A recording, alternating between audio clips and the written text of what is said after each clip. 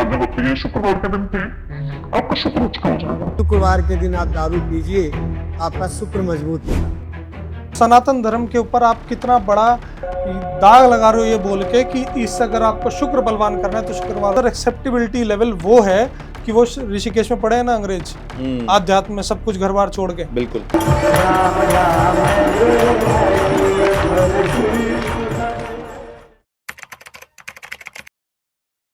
Hello hi welcome, कैसे हैं आप सब लोग। मैं हूं आपके साथ तुषार कौशिक और एक और पॉडकास्ट आप लोग देख रहे हैं। और आज का पॉडकास्ट आप लोगों की जेब से जुड़ा हुआ है या आप लोगों की उन प्रॉब्लम से जुड़ा हुआ है जो आप हर रोज फेस करते हैं।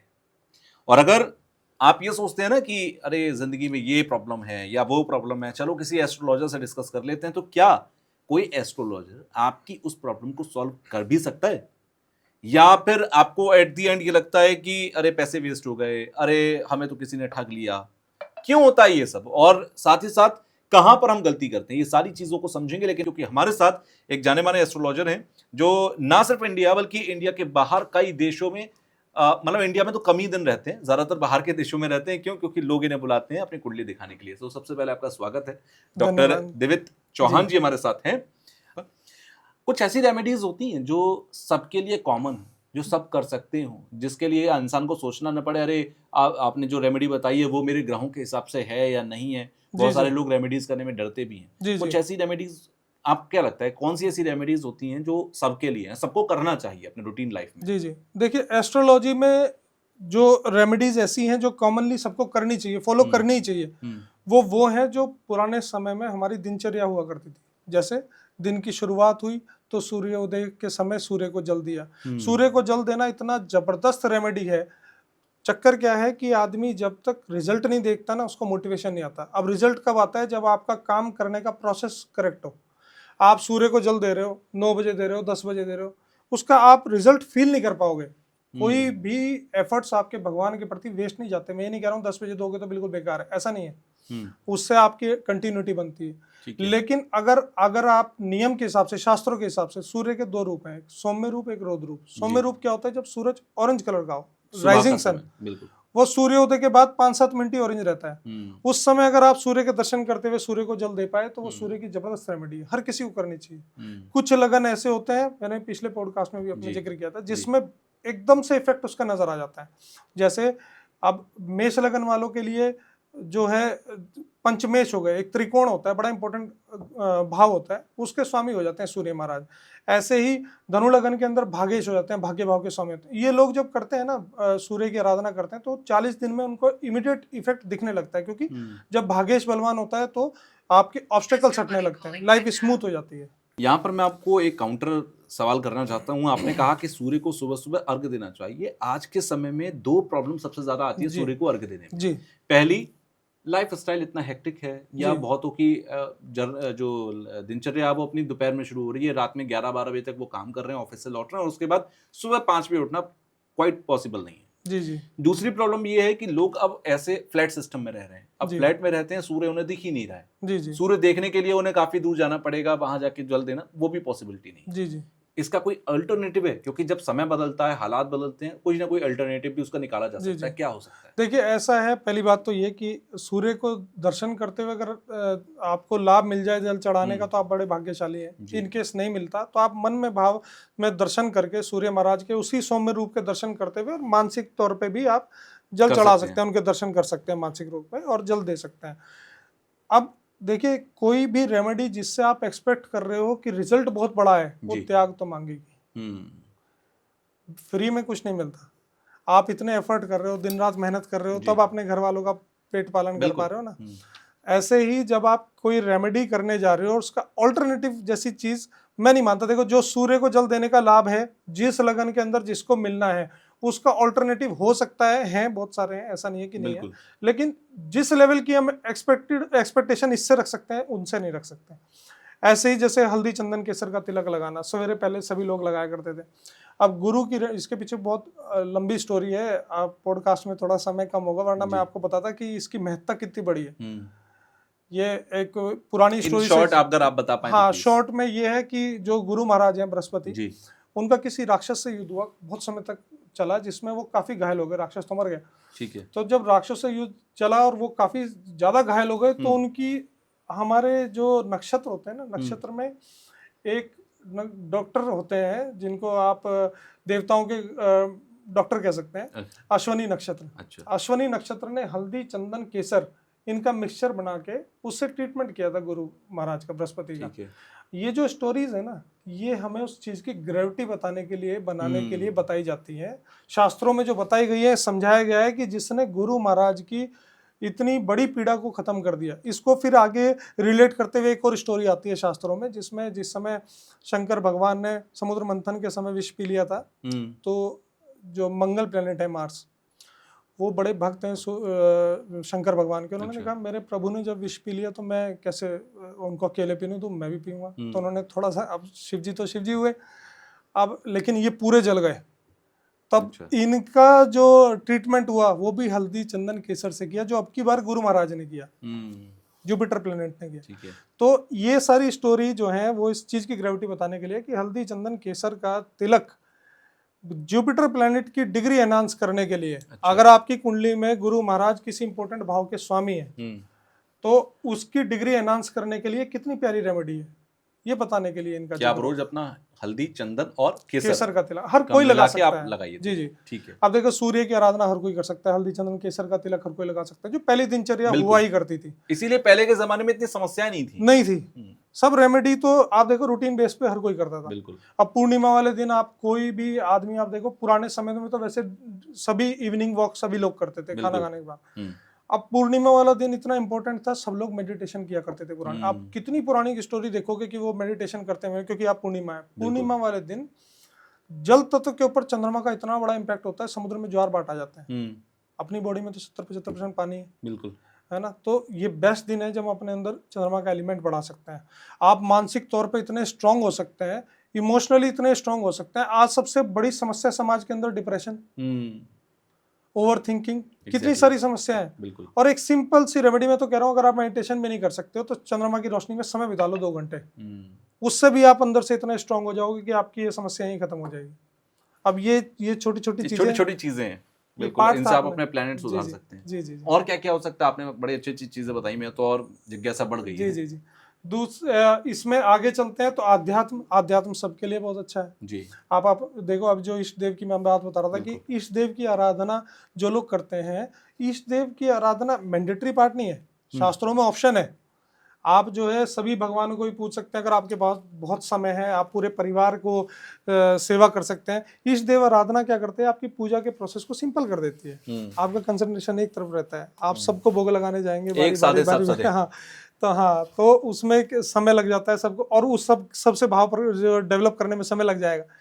तो आध्यात्म, आप अपने इष्ट देव की पूजा कीजिए, सबके लिए बहुत अच्छी है। आपको जो रूप अट्रैक्ट करता है उसको इष्ट देव बना लीजिए। लोग बोलते हैं ना, एस्ट्रोलॉजी में आपको बहुत लोग मिलेंगे बोलते हुए कि इष्ट देव वही होना चाहिए जो आपकी कुंडली के हिसाब से इष्ट देव है। अब देखो, कुंडली जो इष्ट देव का सिलेक्शन कराती है वो आपकी नेचर, आपकी पर्सनैलिटी, आपके इंटरेस्ट के हिसाब से बता सकती है कि ये वाला रूप आपको ज्यादा कनेक्ट करेगा। इसलिए एस्ट्रोलॉजी की हेल्प ली जा सकती है कि आपके इष्ट देव कौन है। लेकिन अगर आपकी कनेक्टिविटी ऑलरेडी किसी के साथ बनी है जी, उसके बहुत सारे फैक्टर हो सकते हैं। आपके घर में पहले से उनकी पूजा होती थी, या कोई ऐसा चमत्कार आपने देख लिया जिससे भाव डेवलप हो गए। जो अगर ऑलरेडी डेवलप हो गए तो आपको फिर ये नए सिरे से कुछ करने की जरूरत नहीं है। एस्ट्रोलॉजी इसमें कोई मदद नहीं करेगी, आपको कंफ्यूजन कर देगी। तो अपने इष्ट देव की आराधना कीजिए, ये बेस्ट रेमेडी है। दान दक्षिणा कीजिए। अब देखो, दान दक्षिणा जब हम किसी चीज की करते हैं, जो चीज हाथ में आती है वो उठा के दान कर देते हैं, तो क्या होता है, कई बार जैसे मारक भाव की दशा चल रही है, मार्केश की दशा चल रही है, तो मारक से संबंधित जो बेस्ट रेमेडी होती है वो दान दक्षिणा की होती है। अब जब मार्केश का पीरियड होता है उस समय दान दक्षिणा करनी चाहिए, शास्त्र बोलते हैं। अब जब आप रेगुलर रूटीन में ही, आपकी नेचर में ही है दान दक्षिणा करना, तो उससे संबंधित दान भी आपसे हो जाएगा। रोजाना किसी न किसी को कुछ ना कुछ जरूरतमंद को जरूरत अपनी एफोर्डेबिलिटी के हिसाब से, अपने घर वालों को कमी करके, अपनी रिस्पॉन्सिबिलिटी को, मतलब ऐसा नहीं कि सोना दान करना है तो आप सोना खरीद के दान करके आ रहे हैं। जी जी जी, अपनी एफोर्डेबिलिटी के हिसाब से। ठीक है जी जी। अच्छा, एक चीज मुझे और बताइए, आपने बीच में एक बात का जिक्र किया था जब आप सूर्य का जिक्र कर रहे थे कि सूर्य को जल दो, कि हर एक की जैसे किसी की कुंडली में मेष लगने की कुंडली का आपने जिक्र किया जी, क्या राशि वाइज हम समझ सकते हैं कि इस राशि के व्यक्ति को ये वाली रेमेडी तो करनी ही चाहिए। जी जी जी ठीक है, या किसी की मान लीजिए मीन राशि है, कर्क राशि, किसी जो भी राशियां हैं, जी जी जी। वो अपनी राशि अगर उसकी ये है तो आप ये रेमेडी आज से शुरू कर दो और जीवन भर करते रहना, कोई कमी नहीं जी, होगी। जी। ऐसा कुछ सिस्टम हो सकता है? देखो ऐसा है कि जो राशियों के द्वारा जब हम कोई चीज जानने की कोशिश करते हैं ना, राशि सिर्फ हमें इस चीज में हेल्पफुल होती है कि जो गोचर का ट्रांजिट का भी जो इम्पैक्ट आपके ऊपर पड़ने वाला है जी। और राशि के ऊपर, वहां पे आपको अपनी राशि की पता होनी चाहिए। जैसे मेष राशि है जी। मेष राशि, अभी मीन राशि में जब शनि महाराज है तो सभी मेष राशि वालों की 7.5 शुरू हो गई, तो ट्रांजिट का क्या इम्पैक्ट पड़ा वो जानने के लिए आपके लिए राशि जानना जरूरी है। ओके। जब हम रेमेडी की बात करते हैं तो वहां राशि नहीं, आपको अपने लगन की जानकारी होनी चाहिए। जितनी भी रेमेडीज हैं वो लगन बेस होती हैं। जैसे इवन रतन शास्त्र में भी इस चीज का आपको जिक्र मिलेगा। जब हम रतन धारण करते हैं तो उसके लिए अपने को बड़ा केयरफुल होना पड़ता है। अब जैसे मान लो किसी की मेष राशि है, लग्नेश हो गए मंगल, और उनके भागेश हो गए, राशि के हिसाब से देखें तो उनके भागेश गुरु महाराज हो गए, उन्होंने गुरु का रतन धारण कर लिया। लेकिन लगन कुंडली के हिसाब से अगर मिथुन लगन या कन्या लगन होगा तो उसमें गुरु मार्केश हो जाते हैं, और प्रबल मार्केश, आपने पुखराज धारण किया तुरंत बीमार पड़ जाओगे और हेल्थ इश्यूज आ जाएंगे, लॉन्ग टर्म बड़ी समस्या हो जाएंगी। समझ रहे हैं? तो इसलिए लगन के हिसाब से रेमेडी की जाती है। ऐसे ही जैसे सबके लिए जो आपका क्वेश्चन है अब उस पर आते हैं। देखो आप लगन वाइज अपनी लगन की अवेयरनेस होनी चाहिए। देखो date of birth time place इसलिए मैंडेटरी हो जाती है जब हम इम्पैक्टफुल रेमेडी की बात करते हैं। जब आपको रिजल्ट देखना होता है ना तो उसके लिए date of birth time place होना मैंडेटरी है, तभी लगन की जानकारी हो पाएगी। राशि की तो एक बार को हो सकता है बचपन में नाम नक्षत्र के हिसाब से, हाँ। तो अगर आपको अपना लगन मालूम है तो आपको पता है आपकी कुंडली में लगन के हिसाब से भाग्येश कौन है। अब लगन की बात करें तो अपनी एक भाव बड़ा इंपॉर्टेंट होता है जिसको भाग्येश बोलते हैं। वैसे तो कुंडली का जो रूलर होता है, जो पूरी कुंडली को रूल करता है, वो होता है लग्नेश। अच्छा। आपकी हेल्थ, आपकी पर्सनैलिटी में क्या ऑरा है आपका, वो सब लग्नेश पर डिपेंड करता है, लग्नेश कितना बलवान है। ठीक है। तो कुंडली का रूलर तो हो गया लग्नेश। ठीक है। लेकिन एक भाव ऐसा है जो हर भाव पे इंपैक्ट डालता है, आपकी प्रॉस्पेरिटी पे, हेल्थ पे, आपके फाइनेंसिस पे, वो हो गया भाग्येश। अगर आपका भाग्य स्ट्रॉन्ग है तो ऑब्वियसली आपको सब कुछ मिलता है। अगर भाग्येश कमजोर है तो बहुत ऑब्स्टेकल झेलने पड़ते हैं। अब बुरे से बुरा समय हो, किसी का मार्केश की अकारक भाव की दशा चल रही हो, ऐसे में अगर आपका भाग्येश बलवान है तो स्मूथ निकल जाएगा। भाग्येश कमजोर है तो सबसे ज्यादा कष्ट झेलने पड़ेंगे। अच्छा। तो इसलिए अपने को सिर्फ एक टारगेट करना है जो कॉमनली सब हर कोई कर सकता है, करना ही चाहिए हर लगन के वाले को, कि अपने भाग्येश को पकड़ो।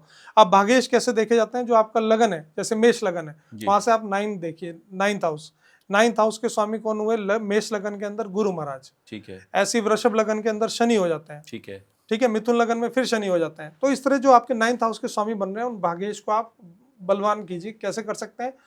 अगर ग्रह की अवस्था अष्टम या द्वादश भाव में नहीं है, तो ग्रह की प्लेसमेंट अष्टम भाव में या द्वादश भाव में नहीं है, तो उसका रतन धारण कीजिए। रतन से इमीडिएट डिग्री एनहांस होती है, इसको कोई नकार नहीं सकता। अब जो लोग कहते हैं रतन का इम्पैक्ट होता नहीं होता, वो लाइव देख सकते हैं। आप अपने भाग्येश का रतन धारण कीजिए, देखिए ऑब्स्टेकल अपने आप हटने लगते हैं। साथ में उससे संबंधित ग्रह की पूजा करनी चाहिए। अब देखो कुछ नियम भी होते हैं। अब जैसे जिनके भाग्येश सूर्य हैं उनके लिए तो बड़ा सिंपल हो गया, जो मैंने अभी बताया, सूर्य को जल देना है बस, उसी से सूर्य बलवान हो जाते हैं, डिग्री एनहांस हो जाती है। जिनके चंद्रमा हो गए उनके लिए पूर्णिमा वाली रेमेडी बहुत अच्छी है। अपनी माँ की सेवा करना बहुत अच्छा होता है। सोमवार वाले दिन चांदी के गिलास में अपने हाथ से अपनी माँ को जो लोग दूध पिलाते हैं, उनका चंद्रमा डिग्री वाइज वीक हो, ग्रहण योग में हो, सबकी बहुत प्यारी रेमेडी है। ठीक है। जिनके भाग्येश मंगल हो गए उनके लिए मंगलवार का व्रत रखना, उनके लिए हल्दी चंदन केसर का तिलक गुरु और मंगल दोनों के केस में डिग्री एनहांस करने बहुत हेल्पफुल होता है। ओके। अब जो लोग हनुमान जी की आराधना करते हैं या आदि शक्ति की आराधना करते हैं, माता की शक्ति की आराधना करते हैं, उनके लिए मंगल को फास्ट रख के उनकी पूजा करना बहुत प्यारी रेमेडी है ना। ऐसे ही जो बुध हो गया, उसमें जो बुधवार वाले दिन उनको गौ सेवा करनी चाहिए, बुध की डिग्री एनहांस करने के लिए बहुत प्यारी रेमेडी है। हरा घास खिला दिया गाय को, हरा कद्दू खिला दिया, हरे घास से बनी रोटी 21 रोटी बना के अपने हाथ से खिला दी। ठीक है। तो ऐसे ही गुरु के लिए मैं आपको बता ही चुका हूँ, हल्दी चंदन केसर का तिलक लगा सकते हैं। आज एक चीज और बताता हूँ, जिनके भाग्येश गुरु होते हैं उनके लिए पूजा पाठ मैंडेटरी है, क्योंकि गुरु बड़े आध्यात्मिक प्लैनेट है। इनकी लाइफ में अगर अध्यात्म नहीं होता तो बहुत सारे ऑब्स्टेकल आते हैं। आप आध्यात्मिक रहेंगे तो आप देखोगे लाइफ बड़ी स्मूथ चल रही है। शनि महाराज जिनके भाग्येश होते हैं उनको, जो आपके नीचे कार्यरत लोग होते हैं, जो आपके नीचे एम्प्लॉयज काम करते हैं, उनको खुश रखना चाहिए, उसी से डिग्री एनहांस हो जाती है। अच्छा, एक चीज और भी है कि जी। ये सब तो हम इंडियन लोग बचपन से सुनते आते हैं अध्यात्म वगैरह को, जी। क्योंकि आप विदेश भी जाते रहते हैं। जी जी ठीक है, जैसे आपने अभी थोड़ी देर पहले ऑफ द कैमरा आप मुझसे डिस्कस कर रहे थे, हम लोग बात जी, कर जी। रहे थे, तो आपने बताया श्रीलंका, दुबई, इस जगह पर जाना आपका ज्यादा रहता है, जब जी, हम जी। दुबई की बात कर रहे थे। अब क्या फॉरेन कंट्रीज में भी इतनी ही एक्सेप्टेबिलिटी इन सभी रेमेडीज की, एस्ट्रोलॉजी की रहती है क्या? जी जी, देखो ऐसा है कि अब कुछ लोग ये मेरे से सवाल पूछते भी हैं कि जो विदेशी लोग, जैसे जो यूएस के बॉर्न एंड बॉटअप हो गए या इंग्लैंड के बॉर्न एंड बॉटअप हो गए, जो अंग्रेज लोग हैं, जो हमारे कल्चर को जानते नहीं है, तो लोग पूछते हैं उनके लिए तो वो तो अध्यात्म को नहीं जानते, वो तो हिंदू कल्चर को अडॉप्ट नहीं कर रखा उन लोगों ने, वो ना एस्ट्रोलॉजी को जानते हैं, तो क्या उनको भाग्य उनका साथ नहीं देता क्या? तो अब आप ये देखिए कि अभी तक अपने को टेक्नोलॉजी की अवेयरनेस नहीं थी तो भी जीवन चल रहा था। अब लाइफ कितनी इजी हो गई, आपके पास मोबाइल आ गया, हमारे पास मोबाइल आ गया, लैपटॉप आ गए, ये पॉडकास्ट आ गया, लोगों तक अवेयरनेस पहुंच गई, एजुकेशन जा रही है, अब इंटरनेट आ गया, तो अब सबसे कनेक्टिविटी बन गई। तो ये आपके पास जिस चीज की अवेलेबिलिटी है, आप उसको भी इसलिए यूटिलाइज ना करो क्योंकि उनको नहीं मालूम जी। अब देखो वो इस चीज को जब चख लेते हैं तो उनके अंदर एक्सेप्टेबिलिटी लेवल वो है कि वो ऋषिकेश में पढ़े हैं ना अंग्रेज, आध्यात्म में सब कुछ घर बार छोड़ के, बिल्कुल उनके जितनी तो एक्सेप्टेबिलिटी वृंदावन देखिए, सब वहां राधे राधे कर रहे हैं। अब देखिए, अब उनके जितनी तो एक्सेप्टेबिलिटी आप में है भी नहीं, मतलब हम लोगों में इंडियन, बिल्कुल सही बात, तो हम उनसे क्या कंपेयर करें। लेकिन बात ये सच्ची है कि उनके पास जो चीज नहीं थी आज हमारे पास है, अगर हम इस चीज को कहें कि उनके पास नहीं था तो वो नहीं कर रहे तो हम भी क्यों करें? तो ये कोई लॉजिक नहीं है। देखो आध्यात्म का अगर आपके पास आपको पहले से अवेयरनेस है, और देखो हर चीज क्या है ना, एक्सपीरियंस बेस आप महसूस कर सकते हैं। आप क्यों आइडिया लगा रहे हैं बाहर बैठ के कि इससे फायदा होगा नहीं होगा? अंदर उतर के देखो ना, बिल्कुल फायदा होगा तो रहो, वरना बाहर आ जाओ। तो इसलिए जो आपका आध्यात्म हो गया, आपकी रेमेडीज हो गई, वो 100% रिजल्ट ओरिएंटेड होती है। अच्छा, एक चीज और मुझे आप यहाँ पे बताइए, क्योंकि बहुत सारे लोग ना पाप और पुण्य के बीच में झूलते रहते हैं कि अरे ये पाप है, अरे ये पुण्य है। जैसे नॉनवेज खाना, जी जी, अब नॉनवेज खाना अगर पाप है जी, तो बलि प्रथा भी इसी अध्यात्म और इन्हीं सारी चीजों से निकल कर आती है कि माँ काली की पूजा में लोग बलि देते हैं। आप कामाख्या चले जाइए, आज भी वहां पर बलि प्रथा है, या और भी आजकल अगर, क्योंकि अब इलीगल हो गया है तो चोरी छिपे कई सारे मंदिर हैं, शक्तिपीठ हैं जहां पर ये सब होता है। तो आज तक लोग समझ नहीं पा रहे हैं नॉनवेज खाना पाप है या नहीं है। जी, देखिए ये नॉनवेज खाना ना खाना, इसको डिफरेंशिएट करने के लिए या आप ये कहो कि ये अगर जो नॉनवेज खाना गलत है तो ये बलि प्रथा क्यों है? तो देखो, देश काल परिस्थिति के हिसाब से जो भी चीज हमारी प्रथा थी वो कभी गलत नहीं थी।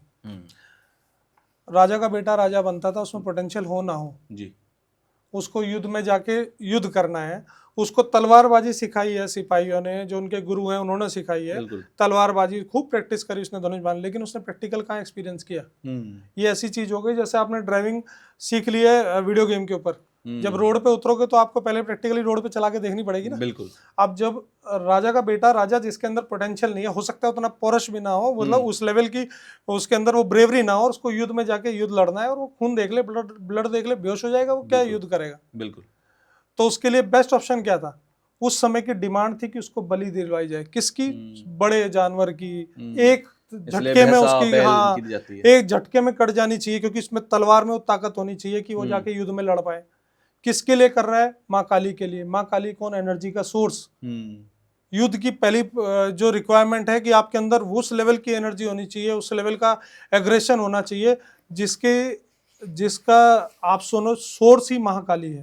तो माँ काली की आराधना में इसलिए पहले से बलि प्रथा दी जाती थी, वो उस समय की देशकाल परिस्थिति की डिमांड थी।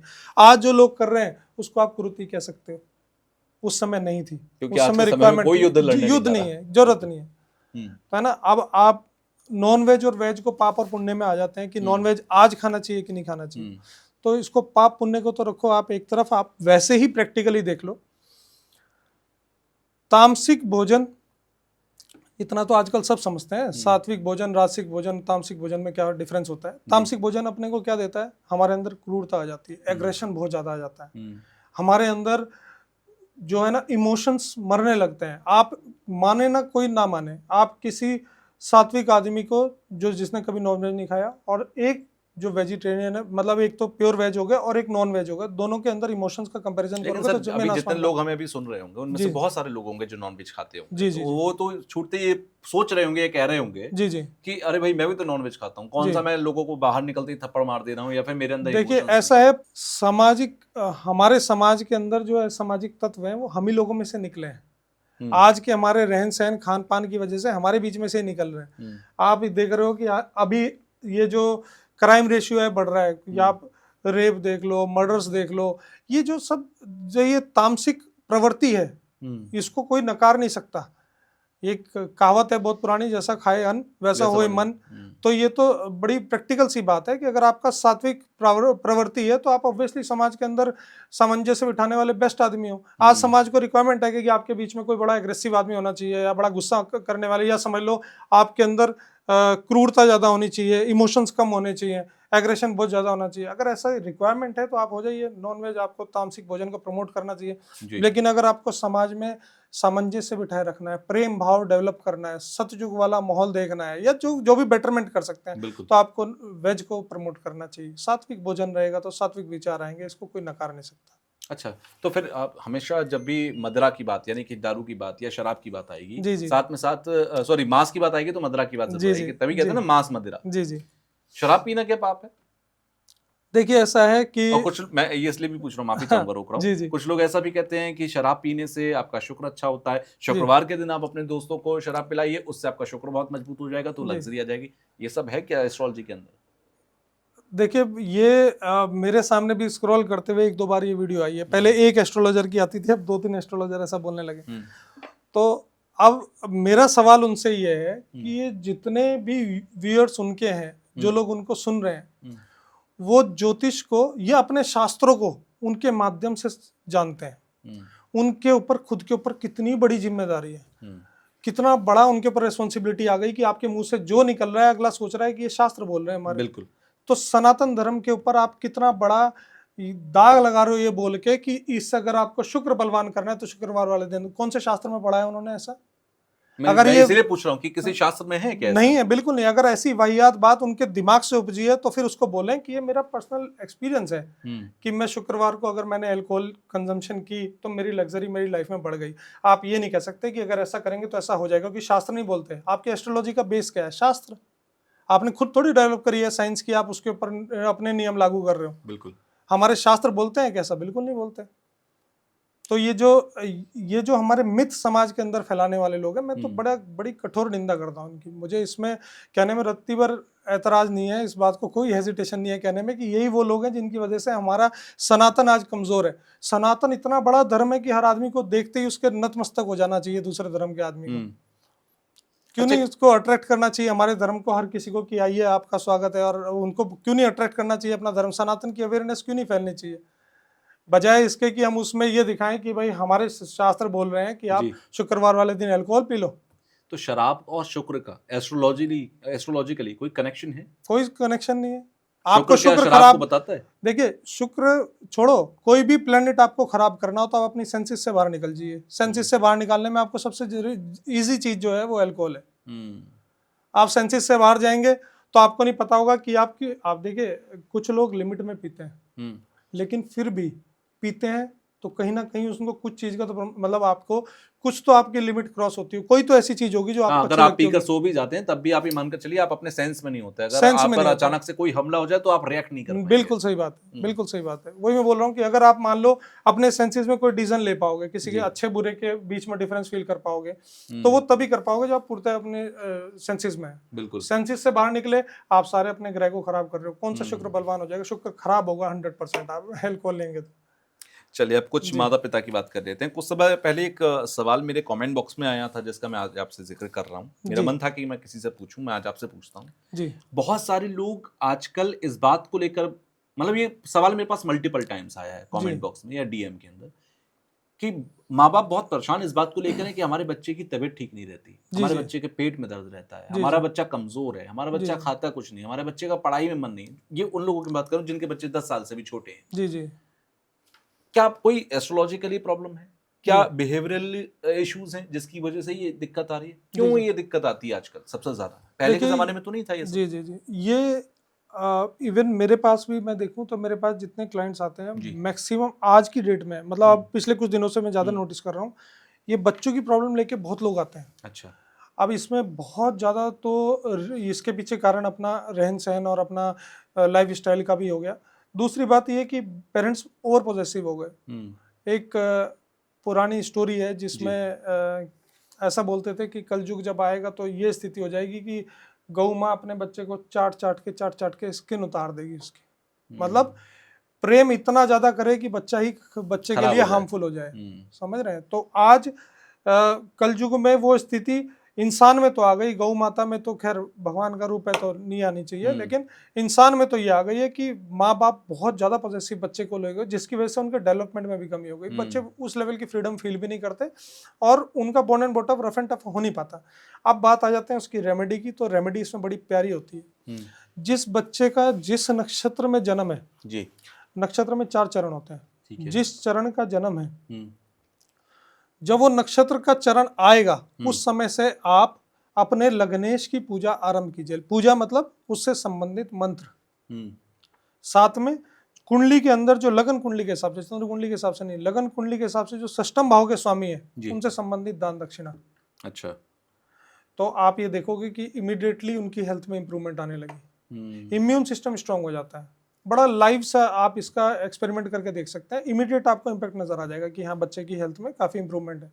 जो बार बार बीमार पड़ रहा था, कुछ ना कुछ कारण बन रहा था, उससे बाहर निकला है। अच्छा, एक और चिंता माँ बाप की होती है अपने बच्चे को किस दिशा में लेकर जाएं। जैसे ये बच्चा 9th क्लास के आसपास आता है, माँ बाप की टेंशन इस बात को लेकर शुरू हो जाती है कि बच्चे को डॉक्टर बनाएं, इंजीनियर बनाएं, या बहुत सारे स्ट्रीम्स हैं वहां लेकर जाएं, या घर का जो बिजनेस है वो संभालने को उसको दे दें। उन्हें समझ में नहीं आता। क्या एस्ट्रोलॉजी इसमें हेल्प करती है? बिल्कुल करती है।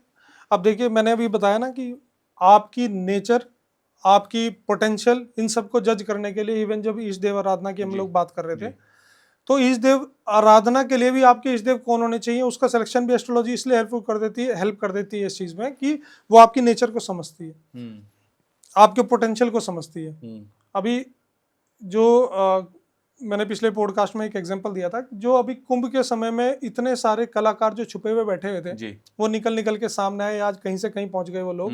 कोई भिखारी था, कोई कुछ था, अब उनका पोटेंशियल और पहले सामने आ जाता अगर वो किसी एस्ट्रोलॉजर के पास जाते हैं और एस्ट्रोलॉजर उसकी कुंडली एनालिसिस करके बोलता कि तू तो यार बहुत जबरदस्त सिंगर बन सकता है, यहाँ क्यों टाइम वेस्ट कर रहा है भीख मांग के। या जो रिक्शा चालक है, अगर उसके अंदर कोई पोटेंशियल है तो वो तो सारी उम्र बहुत मेहनत करेगा, तो 2 घंटे एक्स्ट्रा रिक्शा चला के थोड़ा फालतू पैसा कमा लेगा, 100-200 रुपया। लेकिन अगर उसके अंदर कोई ऐसा पोटेंशियल छुपा है तो एस्ट्रोलॉजी उसको बड़ी हेल्प करेगी ना, कि आपको डायरेक्शन दे देगी। मेरे दिमाग में बहुत अच्छा एग्जांपल अभी आ रहा है, लोग शायद तुम्हें समझ जाएंगे कि ये अलमीरा रखी हुई है जी। और अभी मैं आपसे कहूं कि इस टीवी का रिमोट ढूंढिए, तो आप पूरे रूम में ढूंढते रहेंगे, हो सकता है 1 घंटे बाद आपको मिल भी जाए। लेकिन अगर मैं आपको कहूं इस ड्रॉअर के अंदर रखा हुआ है, तो आपको शायद 2 मिनट भी नहीं लगेंगे इस रिमोट को बाहर निकालने में। एस्ट्रोलॉजी कुछ वैसी ही है, बिल्कुल आपकी तरक्की आप या जो चाहते हैं वो आपको जल्द से जल्द और पूरी तरह से कैसे मिलेगा, वो एस्ट्रोलॉजी बता देगी आपको, तुरंत के तुरंत मिल जाएगा। आपको भटकना नहीं पड़ेगा, ठोकर नहीं खानी पड़ेगी। यही है। हाँ बिल्कुल यही है, डायरेक्शन देना काम ही यही है एस्ट्रोलॉजी का। अच्छा, एक चीज और भी मैं जानना चाहता हूँ, बच्चे को कहाँ किस सेक्टर में डालना है? मतलब बिजनेस में डालना है कि होटल लाइन में डालना है, या फिर इंजीनियर बनाना है, या फिर मेडिकल में भेजना है? समटाइम्स हम देखते हैं कि बच्चे ने मेडिकल किया लेकिन वो एक अच्छा यूपीएससी उसने क्रैक कर लिया और वो सरकारी अधिकारी बन गया। जी। तो ये अचानक से रूट डायरेक्शन कैसे चेंज हो जाता है? देखिए, वही ये सबसे प्यारा एग्जांपल जो आपने बोला, अगर ये कोई एस्ट्रोलॉजर से इसमें हेल्प ली जाए, देखो पहली बात तो कि बच्चा बहुत मेहनत करता है कहीं भी कुछ भी अचीव करने के लिए, उसके मेहनत, उसके एफर्ट सही डायरेक्शन में लग जाए ताकि वो अपने कम एफर्ट से ज्यादा रिजल्ट ला पाए, बजाय इसके कि वो ऐसी जगह फील्ड में एफर्ट मार रहा है, मेहनत मार रहा है, सिर खपा रहा है, जहाँ पे उसका कल को वो यूटिलाइज ही नहीं कर पाएगा। इस चीज में उसको एस्ट्रोलॉजी बहुत जबरदस्त हेल्प करेगी। तो उसको डायरेक्शन देगी कि आपके लिए मेडिकल लाइन है ही नहीं, आपको जाना ही यूपीएससी में है, तो आप ये छोड़ के इस डायरेक्शन में लगो। या बच्चा जब छोटा है, जब उसकी फील्ड सिलेक्शन का समय आता है, तो कोई भी अच्छा एस्ट्रोलॉजर किसी भी पेरेंट को सजेस्ट कर सकता है, देखो कि आप इसको जबरदस्ती फोर्स मत करो कि इसको साइंस आईडी दिलवानी है, ये तो बहुत जबरदस्त बिजनेसमैन बनने वाला है, तो आप इसको ये ना दिलवा के कॉमर्स दिलवाओ, उसकी लाइफ भी इजी हो जाएगी बच्चे की। उसके जी। जैसे वो एक फिल्म आई थी ना 3 इडियट्स, जिसमें हाँ जी, कहते हाँ हैं कि घर में बच्चा पैदा नहीं हुआ है, घर में इंजीनियर पैदा हुआ है, माँ बाप ने पहले डिसाइड कर लिया कि वो जी, बड़े जी। होकर इंजीनियर बनेगा। जी, जी। तो वो थोपना नहीं है, उसकी कुंडली के हिसाब से आपको तय करना है, अगर आप उसकी तरक्की चाहते हैं तो। जी। अच्छा, बीच में आपने जिक्र किया था कि किसी की कुंडली में उच्च का ये ग्रह है, जी। नीच का ये ग्रह, ये जी। उच्च और नीच क्या होता है सर? देखिए, ग्रह की जो अवस्था है, अवस्था से मेरा मतलब है उसकी स्ट्रेंथ। अब बहुत लोग आपने सुने होंगे, मैं बहुत सारी वीडियो मेरे सामने भी आ जाती हैं इस जी। तरह की बुले भटके, कि जिनकी कुंडली में जो ग्रह ऊंच के हैं, जब उनकी दशा आएगी तो बच्चे का जीवन या इंसान का जीवन बहुत बढ़िया हो जाएगा। जब नीच की दशा आएगी तो बड़ा टफ पीरियड जाएगा लाइफ का। तो आपको क्या करना है, उच्च ग्रह से संबंधित दान नहीं करने। देखिए, ये इतने बड़े मिथ हैं समाज के अंदर। अच्छा। उच्च अवस्था और नीच अवस्था ये ग्रह की स्ट्रेंथ दिखाती है। अब मान लो आपकी कुंडली के अंदर भागेश कोई ग्रह है, जैसे हम भागेश का जिक्र कर रहे थे अभी, अगर मान लो भागेश किसी कुंडली में गुरु है और नीच अवस्था में है, इसका मतलब ये नहीं है कि वो आपको बुरे फल देने वाले अपनी दशा महादशा में। इसका मतलब ये है कि गुरु की प्लेसमेंट थोड़ी वीक है, तो जिस लेवल के आपको रिजल्ट गुरु की महादशा में मिलने चाहिए थे, क्योंकि भागेश है गुरु, उनकी इंटेंसिटी थोड़ी कम हो जाएगी। अब बहुत लोग यही बोलते हैं नीच अवस्था में ग्रह है तो उसका रतन मत पहनो जी। ऐसा नहीं है, नीच अवस्था में है तो उसका रतन जरूर पहनो, अगर वो फेवरेबल है। मतलब फेवरेबल से मतलब भागेश है, पंचमेश है, योग कारक प्लेनेट है, और वो डिग्री वाइज या प्लेसमेंट वाइज वीक हो जाता है। प्लेसमेंट वाइज यही नीच अवस्था हो गई उसकी, और नीच अवस्था में है तो उसकी डिग्री एनहांस करने के लिए, उसकी पावर बढ़ाने के लिए उसकी रेमेडी करनी चाहिए, वो उसका फेवरेबल रिजल्ट ही देगा। ऐसे जो ग्रह ऊंच के हैं वो हमेशा अच्छे नहीं होते। अगर किसी कुंडली में मार्केश ऊंच के हो गए, मारक भाव के स्वामी ऊंच के हो गए, तो जब मार्केश की दशा आएगी तो उसका मार्क तो और बढ़ जाएगा, उसकी प्रबलता इतनी बढ़ जाएगी, बड़ा टफ पीरियड जाएगा।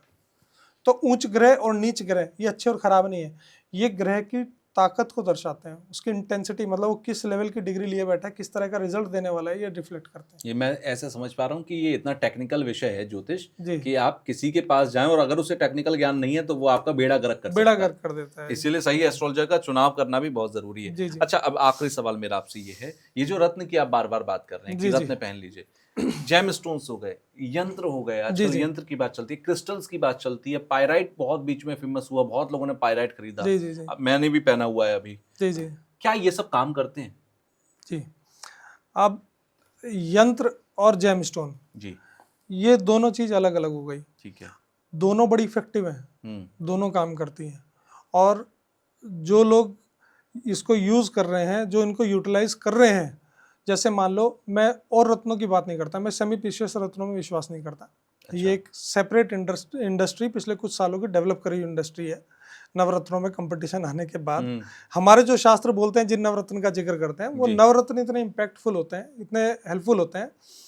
जैसे अगर किसी के लग्नेश कोई ग्रह है, जैसे मान लो मेष लगन में मंगल हो गए या वृषभ लगन के अंदर शुक्र हो गए, आपने उनसे संबंधित रत्न पहना है तो आपका इम्यून सिस्टम स्ट्रांग हो जाता है। या फिर अगर कोई ग्रह आपके भागेश हैं, आपने उसका रत्न पहन रखा है और वो डिग्री वाइज आपने उसको थोड़ा हेल्प कर दी उसको, उसका जब पीरियड आएगा तो अगर आपको मान लो एक्स अमाउंट के रिजल्ट चाहिए तो उसको मल्टीप्लाई हो जाएंगे। समझ रहे हो, आपने उसकी डिग्री एनहांस कर दी। तो जब रत्नों का जो प्रैक्टिकल एक्सपीरियंस जो लोग अभी कर रहे हैं, आप उनको कुछ भी पैसे देके उनकी अंगूठी उतार के दिखाइए। जो लोग बोलते हैं ना कि भाई अब देखो, जब तक एक्सपीरियंस नहीं करेगा तो आदमी कुछ भी बोल सकता है। बिल्कुल। अब जो एक्सपीरियंस कर रहा है उसको तो आपको मानना पड़ेगा। आप उनसे, उनके साथ जाके आप डिस्कशन कीजिए कि आप अपनी अंगूठी उतार दीजिए, बिल्कुल नहीं उतारेगा, उन्होंने डिफरेंस फील कर लिया। ऐसे ही जो यंत्र हैं, यंत्र भी इफेक्टिव इतने ही होते हैं। बहुत लोगों को बड़ा ये कंफ्यूजन रहता है, बहुत लोग मेरे से बोलते हैं कि जी यंत्र बनवाएं या जेम स्टोन धारण करें। यंत्र का आजकल काफी ट्रेंड में भी है, जैसा आप बता रहे हैं। तो देखिए, यंत्र कुछ जगह आपकी मजबूरी हो जाती है। जैसे आपके लिए कोई योग कारक प्लेनेट है तो आपका सिर्फ उसका रतन पहन सकते हैं। अगर कोई मार्केश हो गया, कारक भाव का समय होगा, तो उसका रतन नहीं पहन सकते, वो आपकी प्रॉब्लम बढ़ा देगा। उस केस में आपके लिए हेल्पफुल होंगे केवल यंत्र। आप उनका यंत्र धारण कर सकते हो। यंत्र धारण करोगे तो यंत्र के अंदर वो शक्ति है, क्योंकि एक तरीके से ये आध्यात्मिक एंगल लिए बैठी है। जैसे दान दक्षिणा कभी किसी प्लेनेट का ना तो पावर घटाती है ना बढ़ाती है, बढ़ाती है, घटाती नहीं। जैसे आपने सुना होगा, बहुत लोग बोलते हैं कि ये ग्रह ऊंच का हो तो आपको दान नहीं करना चाहिए, ग्रह कमजोर हो जाता है। इससे वाहियात बात नहीं है कोई, समझ रहे हैं। आपकी कोई दान दक्षिणा से या किसी आध्यात्मिक रेमेडी से किसी ग्रह का बल कम नहीं हो सकता, बढ़ेगा जरूर, ये कंफर्म बात है। ऐसे ही यंत्र एक ऐसी चीज है, यंत्र और रुद्राक्ष, आप रुद्राक्ष को भी देखिए। रुद्राक्ष एक ऐसी चीज है जो हर कोई हर मुखी पहन सकता है। उसका इम्पैक्ट अलग अलग आदमी पे अलग अलग पड़ सकता है। किसी के लिए गुरु का अच्छा है 5 मुखी, किसी के लिए 1 मुखी अच्छा है, ठीक है। ज़्यादा हेल्पफुल है, लेकिन हार्मफुल नहीं हो सकता। अगर आप उसकी मर्यादा का पालन कर रहे हैं, स्वच्छता का ध्यान रख रहे हैं, तो कभी हार्मफुल नहीं हो सकता। तो यंत्र और रुद्राक्ष हर आदमी हर परिस्थिति में हर ग्रह का पहन सकता है, ये बेसिक डिफरेंस। और फिर मैं वही कहूँगा कि सही एस्ट्रोलॉजर से आपका कुंडली का प्रेडिक्शन होना और उसको देखना बहुत ज़रूरी है, कंसल्टेशन बहुत ज़रूरी है, क्योंकि अगर गलत के पास गए तो जी। बेड़ा गर्क हो सकता है, शुक्र आपकी शराब से सुधर सकता है जी। और भी बहुत कुछ हो सकता है। वेल, बड़ा अच्छा लगा मुझे डॉक्टर दिव्य आपसे जी। मिलकर। बहुत सारी चीज़ों पर आपने रोशनी डाली और बिल्कुल जेन्युइनली डाली कि जो जी, जैसा जी। है वैसा है। शास्त्र ये कहता है तो कहता है, क्योंकि देखिए एस्ट्रोलॉजी शास्त्र की वजह से, शास्त्र की वजह से। किसी ने अपने मन से नहीं बनाई, किसी ने जी, अपने जी। मन से नहीं कही। ये किताब जिसमें सब कुछ लिखा गया, जी, जी। अब आप उस किताब को अगर चेंज करके अपने हिसाब से बताएंगे तो वो सच नहीं बन जी, जाएगा। जी, बिल्कुल सही बात। सच वही रहेगा जो उसमें लिखा है। सही बात। और अगर वो सच होता तो ऋषि मुनि आपसे पहले लिख देते। जी, जी, बिल्कुल ना? सही बात। चलिए, बड़ा अच्छा लगा आप आए स्टूडियो में और बहुत सारी चीज़ों पे हमने बात की है। आप लोग नीचे कमेंट बॉक्स में मुझे बता सकते हैं, अगर आप चाहते हैं कि कुछ और सवाल जो मेरे से रह गए हो सकता है मुझसे गलती हो गई हो किसी सवाल को छोड़ने में, तो आप नीचे लिख कर दीजिए। जैसे आज मैंने कुछ सवाल उसमें से उठाए हैं, अगली बार मैं आपके सवालों को भी शामिल करूंगा। And once again thank you. बहुत बहुत धन्यवाद तुषार जी सर। आपका।